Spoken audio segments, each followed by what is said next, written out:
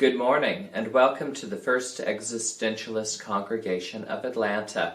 We are a philosophically based spiritual community founded on existential philosophy and feminist principles and dedicated to human liberation and the protection of the natural world. My name is Patton White, and I will be facilitating this morning's celebration of life.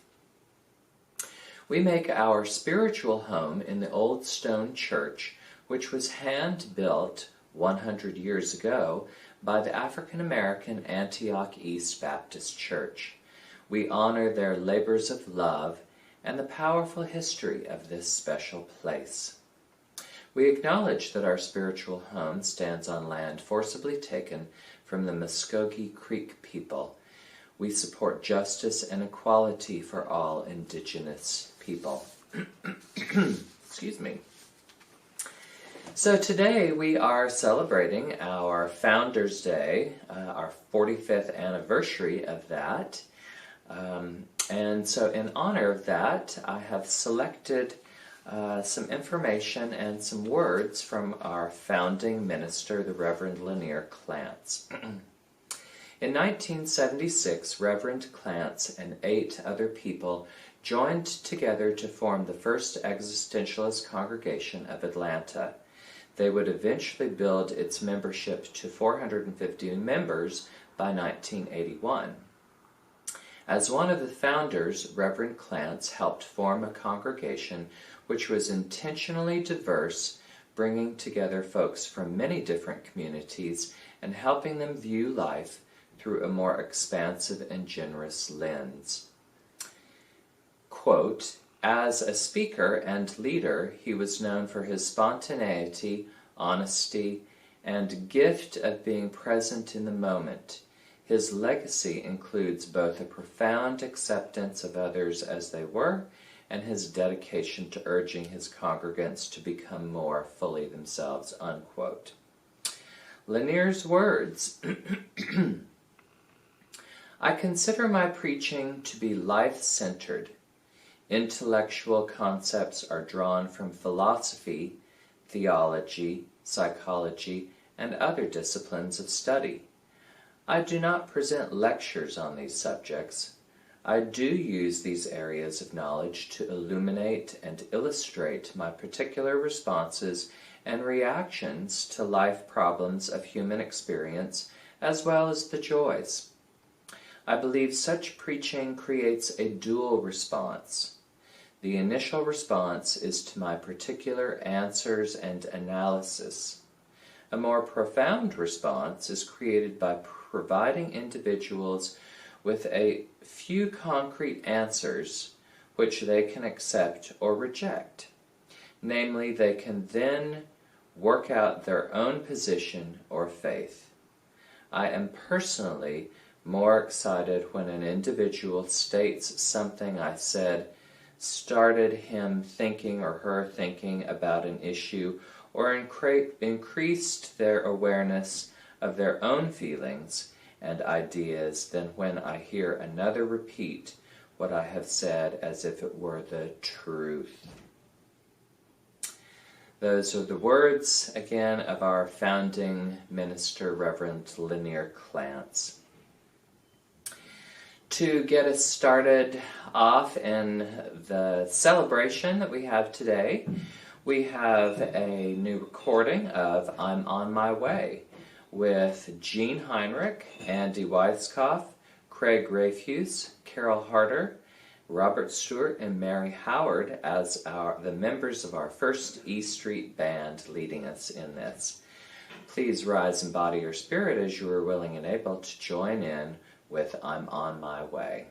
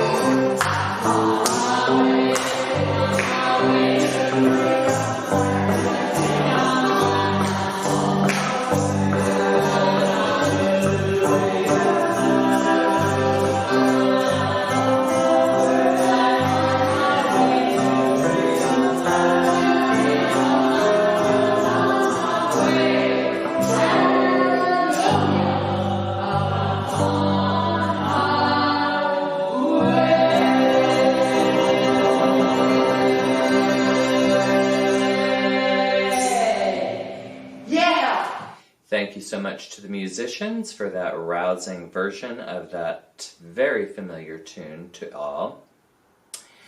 This morning we have a panel that is being moderated by our fellowship minister, Reverend Marsha Mitchiner.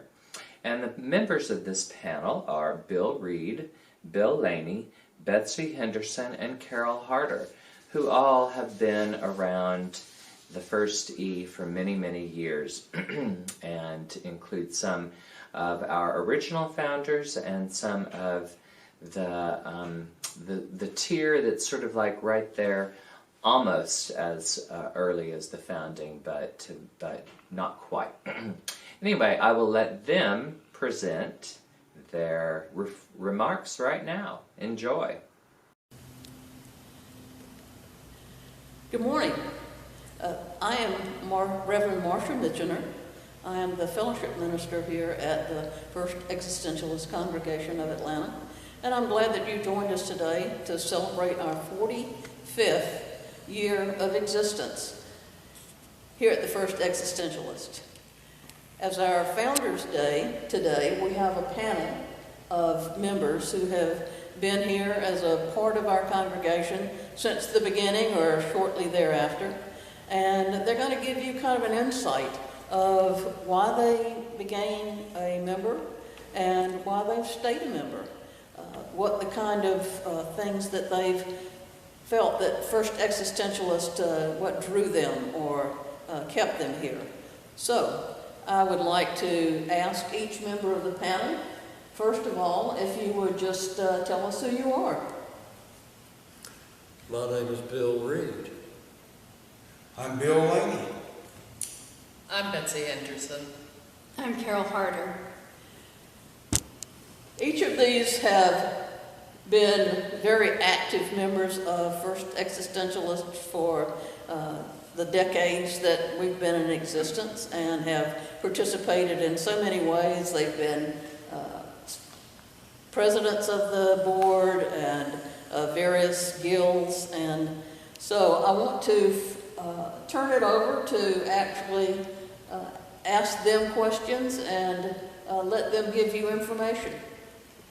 So, let me start with you, Betsy. Why did you originally begin to attend the meetings that Lanier held in his home?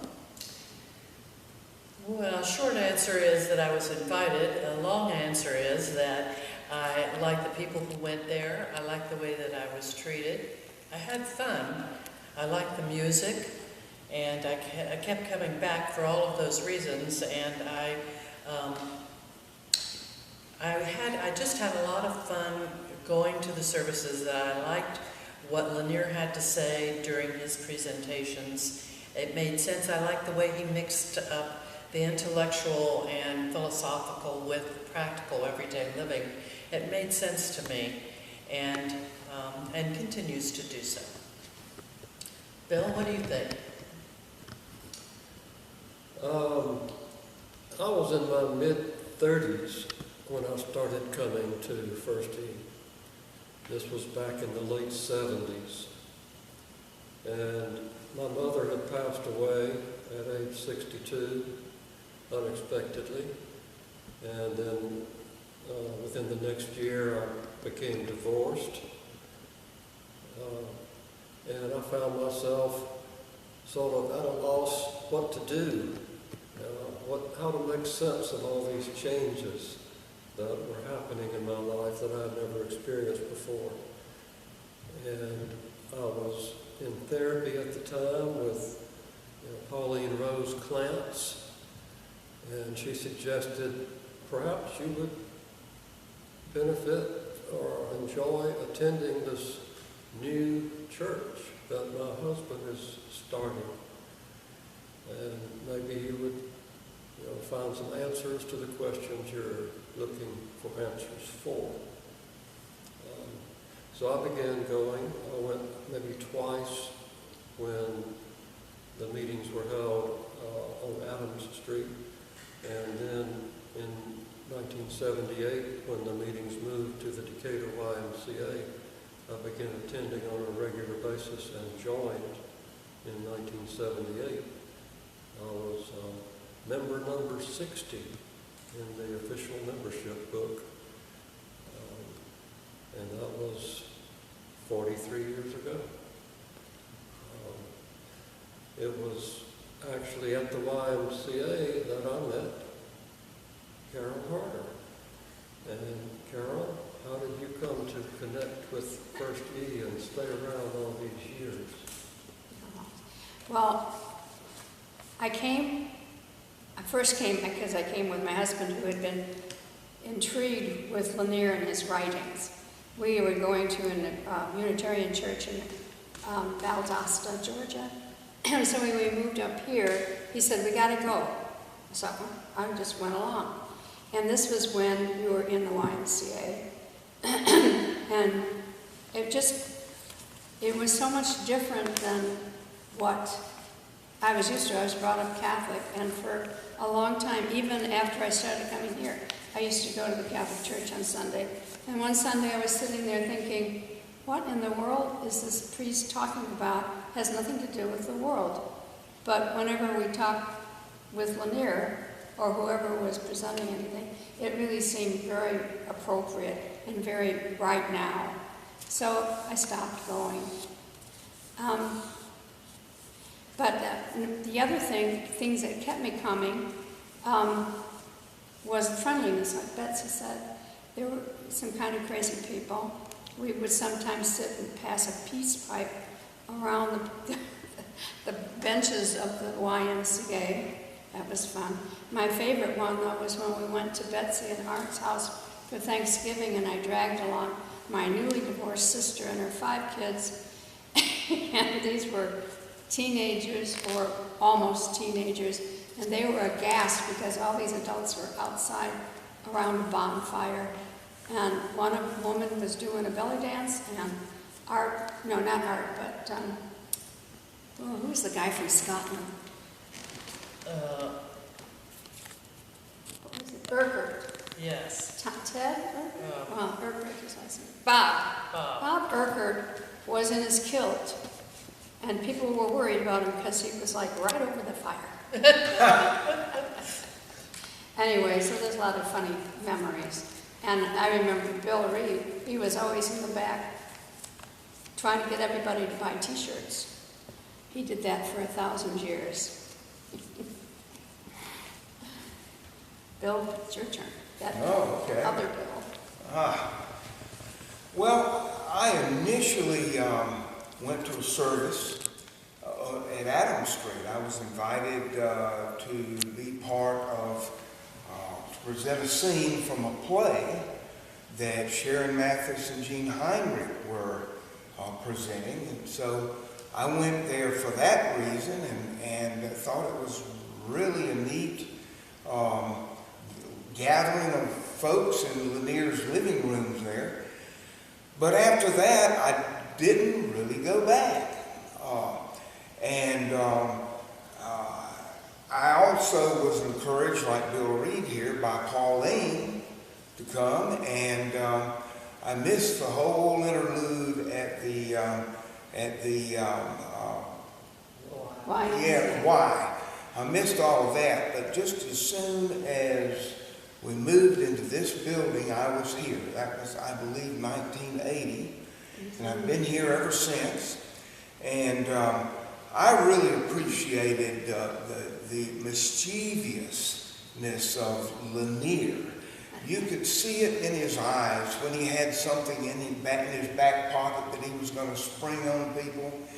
And there was just a really nice energy here that I appreciated. People were free thinkers. They brought their own perspectives to the congregation, and it was just really interesting to me from that point of view. And that's when I got involved and started being here and became a member. So I've heard you say why you initially came. So what I'm interested in knowing now is, why did you stay? What is it about this congregation that has given you a sense of either belonging, or what is it? Because you've been here now for roughly 40 plus years. Betsy, what is it about this place? Well, basically for me, it's the same reasons that I first came, you know. The people, I like the way the people treat me, and I like the way the people treat each other. The energy is stays the same, and I have a sense of a neighborhood here. I have very few things in my life that have lasted all of my life, other than my siblings. But the people in this congregation people come and go. Some of us have grown old, some of us have died, some of us have moved away. But there is something at the core that stays the same, and it's the same as it was at the very beginning. There's something unchanged about that energy. All that you said, Bill, even Lanier's mischievousness has seeped through the decades, and I think that it's an appreciation for everybody's authenticity. And this congregation, I think that tethers me to it. And so I myself have come and gone. I had a 10-year absence at one point, but yet I was never gone. It was like it was just a matter of walking through the door again. And so I came back, and everything seems the same. Everything feels the same. So, And you even went on the same committee, right? yes. Betsy's bad. Housing. Well, there's just some things, in the beginning, you pay a lot of attention to the building, and you pay attention to how you're going to get funds to pay the electric bill, and how you're going to get the membership up. Well, you still have to think all of those same things. And those are external things, but the internal things remain the same nonetheless. The heart of the congregation. People don't just come in here for this other kind of stuff. People come in here because of something that goes on in their heart and soul. And I think music plays a big part of that. But it's what has kept me through the decades is something that's intangible, that is invisible, that's in my soul and my heart. I can't describe it as probably as well as somebody else could. But it does keep me coming back, and it's a curiosity about what will happen next. So, and when we first started, we were all young. We were all in our 20s. We were all young. And here we are, and we're still here. And there are some 20-year-olds that are here. I hope that there will be more in our congregation. But the age thing has gone through the decades, and here we are. There are some things that stay the same. Bill, what do you think? One thing that attracted me about coming here was the music. When I came in on Sunday and we had music, congregational singing, it was always good. It was uplifting, joyful music. And I found myself responding to that in a positive way. The fact is that looking back, I don't know that I've ever come here on a Sunday and left feeling worse. And I've always left at the worst, feeling the same as I came in. But the vast majority of times, I felt much better because I came here. So just the feeling of the place, as others have mentioned, just the spirit, nature of it, affected me in ways that I was aware of and unaware of.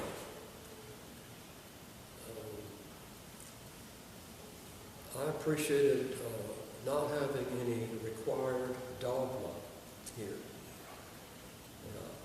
You don't have to believe this in order to fit here. There are people who believe in God, and there are people who do not. And there are people who believe in all kinds of various religious traditions, but this is not a religious community. In its essence, it's a spiritual community. And that spoke to me, because I have never personally felt that any particular religion had the answers. I think they all have answers of various sorts, and we can learn from all of them.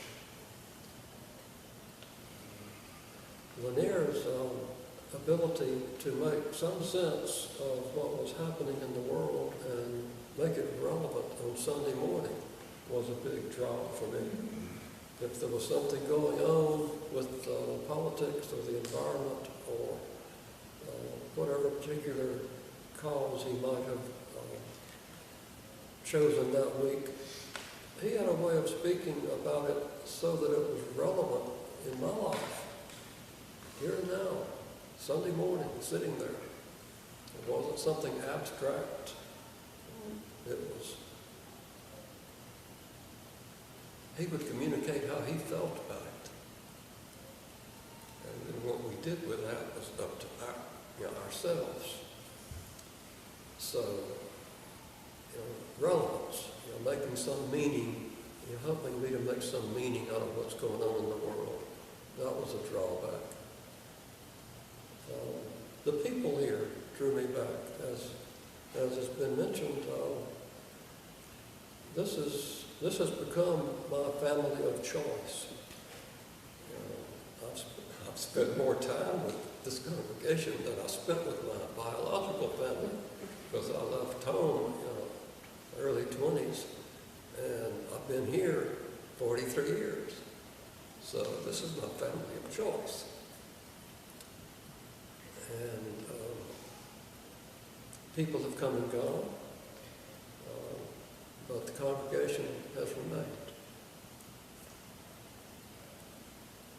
And then just on a purely logistical sense, I bought a house a block away in 1979, and we moved into this building in 1980. It's a 5-minute walk for me, whereas, I know Betsy has to drive 30 to 45 minutes one way to get here. So it's been easy for me, relative to some other folks, to maintain continuity, just from a geographical standpoint. But it's the people that have kept me coming, just the opportunity to relate to people, get to know people a little bit better, because I'm a private person. I don't allow myself to be known by a lot of people. So it's been a blessing to be able to become more known in a community of friends in a safe environment. So that probably sums it up for me.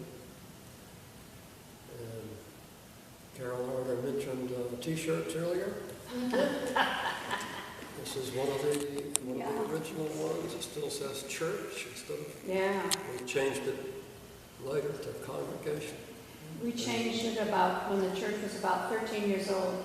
And the reason I remember that is because I was doing this Sunday school for the kids, and one of the girls wanted to change her name, and it was typical teenager type thing, and so that's what I said about the church changing its name. It's a typical teenage thing.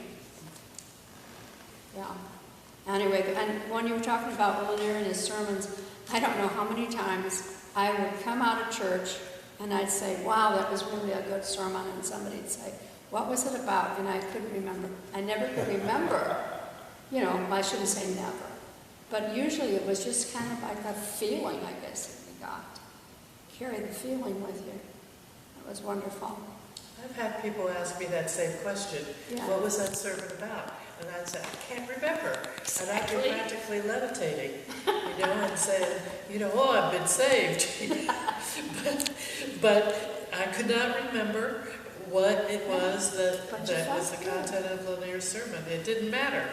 It went through my skin, whatever it was. Mm-hmm. I remember that too. Yeah. Not remembering what something was about, but I agree with what everyone here has said. I particularly resonated with you, Bill, when you were talking about the music, because I'd get here and I would sing, and it would just this flow of emotion and energy coming through me. It was really, really nice. And we sang more songs in this congregation than other churches and congregations did. We always had, I think, no less than 4 songs, unless there was some kind of real time shortage or something like that. So that was nice. I really enjoyed doing theater here. We did quite a few plays, if y'all remember. That was very nice. And about that time, after I got here, I really got involved in working in some of the guilds, and it gave me a sense of purpose being here, and I just wanted to work to keep this congregation moving forward. And I got to share a story. Carol, you reminded me of something about this. You're taking care of the kids. I don't know if you remember, but you were on me month after month after month to go down there and help take care of the kids. And finally I said, all right, I'll do it. And you said, there won't be but 3 or 4 kids. That's all we ever get, 3 or 4 kids. There must have been a dozen kids down there that day. And I got to tell you, they ate my lunch. I tell you. But that was one of those experiences that is just part of being here and learning and growing, and it's just a series of experiences that I would not trade for anything. Amen. It's just my life. The Sunday school, I remember, I don't know how long I had to sit here. What the hell do you teach existentialist children? You didn't have books, really. I think I got something on meditation. I was going to teach them to meditate. That went over big, but it was. You don't have a 10 Commandments thing. You don't have anything. The best thing you could do was say, well, if somebody stole something from you, how would you feel? Or, if somebody called you names, what would you feel like? Try to get that as the basis of whatever was going on. But I think since then, probably Unitarians have come up with books, but I'm not sure.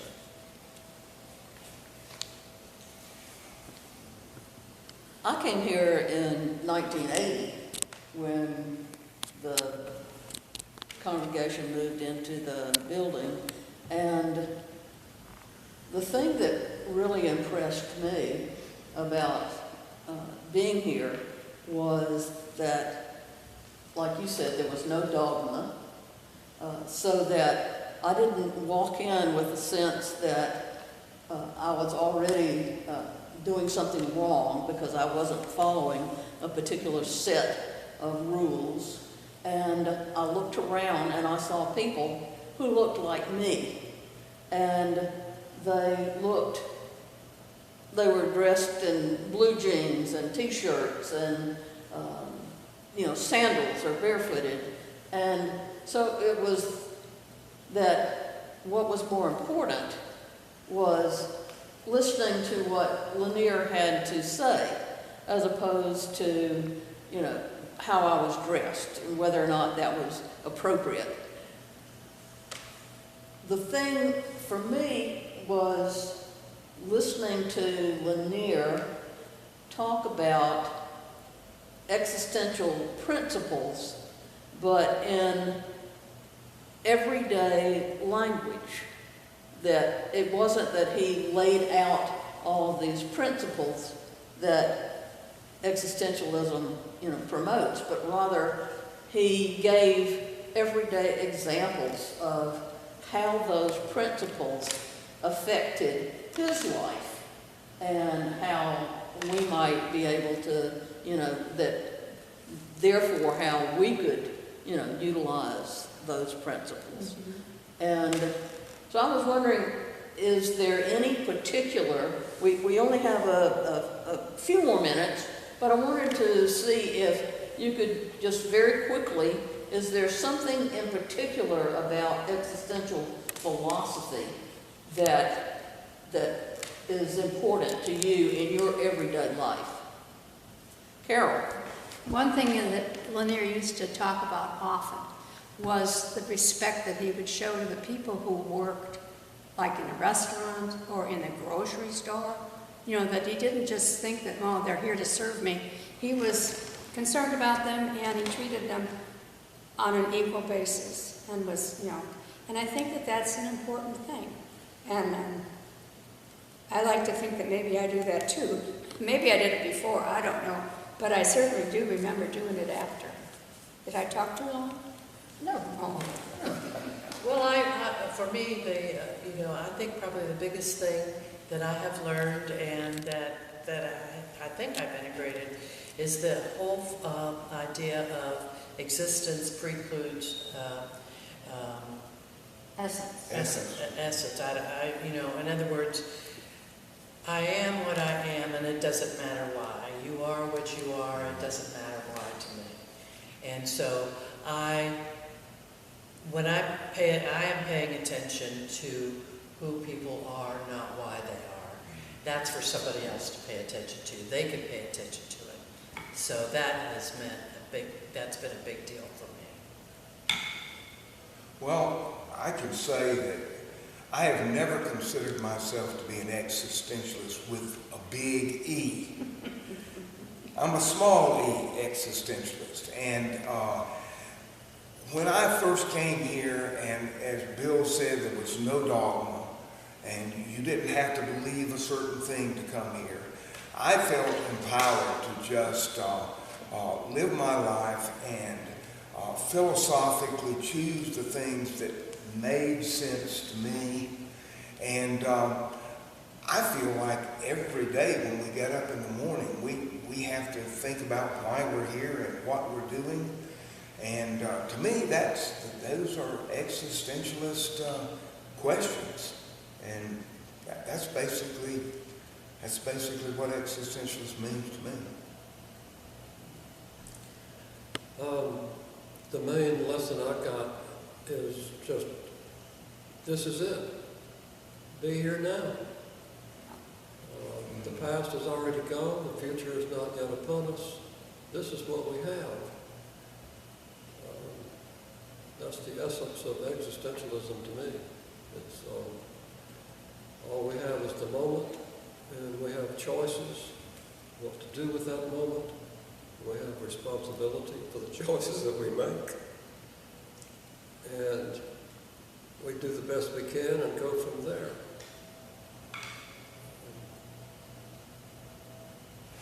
I don't know what to add to that.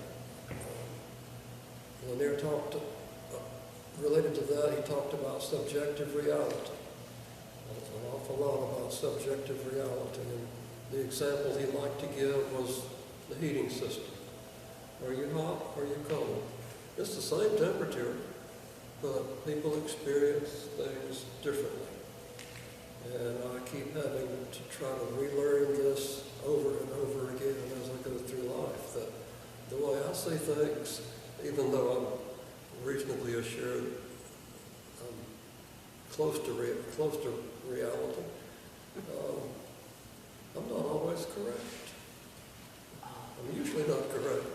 If you get right down to it, other people have different perspectives. Mm-hmm. Yeah. And on the same situation. And Lanier talked a lot about open up a little bit. Try to see things from somebody else's perspective. And gee, what happens when you do that? The whole situation looks different because you looked at it from a different perspective. So that to me is existentialism in a nutshell. Be here now, subjective reality, responsibility for choices. I've got to add this thing Bob Harter used to say. Thank you so much to the panel, the members, and Marsha for moderating. It's always so great to hear all of these interesting little tidbits about the early years of the first E. We're going to share another song, this time an original composition by member Ted Pettis called Smitten and Bitten, with backup by the First E Street Band and Chorus. So sit back and enjoy this fun little ditty by Ted Pettis and the gang.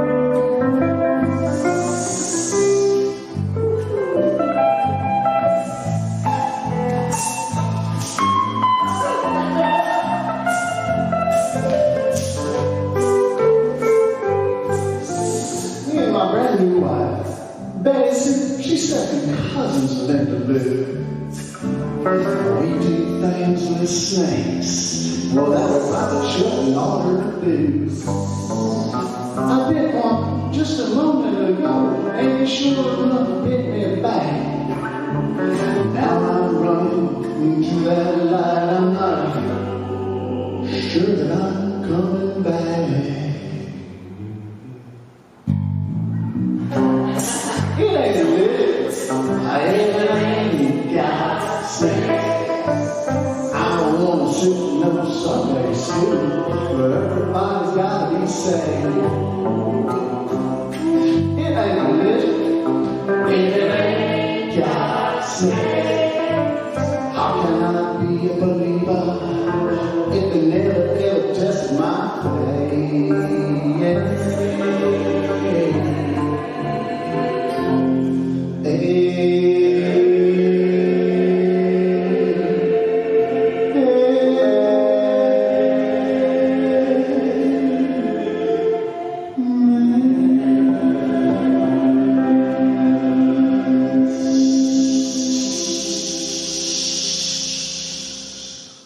Thank you, Ted and musicians, for that fun song again. Please join us on Zoom for our meet and greet immediately following today's broadcast. You can find the link for the Zoom meeting in the comment section or the chat section of today's broadcast.